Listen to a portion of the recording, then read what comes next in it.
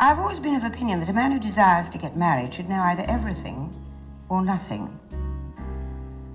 Which do you know? I know nothing, Lady Bracknell. I'm pleased to hear it. I think she's very formidable and extremely frightening.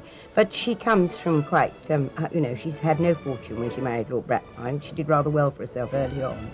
And so that's a bit of a clue to her. And I think when her guard is down, probably, she could be quite a lot of fun. These people have never been tested very much. These are people who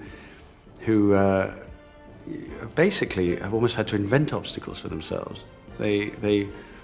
They can indulge all kinds of paradoxes because they're such privileged people. For example, Cecily has a fantasy about me, what she wants me to be like, and that's very different from what I am like in the movie. So the fantasy sequences, I think, are very strong. My wicked cousin Ernest. I'm not really wicked at all, cousin Cecily. You mustn't think that I'm wicked. Well, if you are not, then you've certainly been deceiving us all in a very inexcusable manner.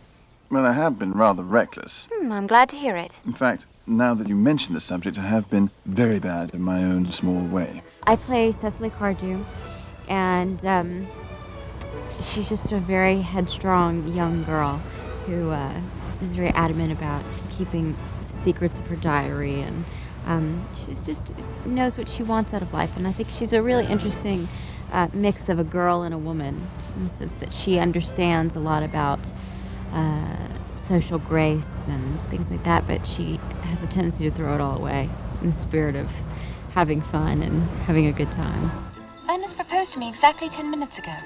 Oh, it's very curious. We asked me to be his wife yesterday afternoon at 5:30. If you would care to verify the incident, pray do so. I never travel without my diary. One should always have something sensational to read in the train. I play Gwendolen Fairfax, and she's a society girl, and she's kind of a modern woman in some ways, but I think it belies what's underneath. I think underneath it all, there is a kind of, not naivety, but she hasn't really experienced a hell of a lot because she's not really in that environment. She's quite protected, but she's very smart, I think. And she's very good with words.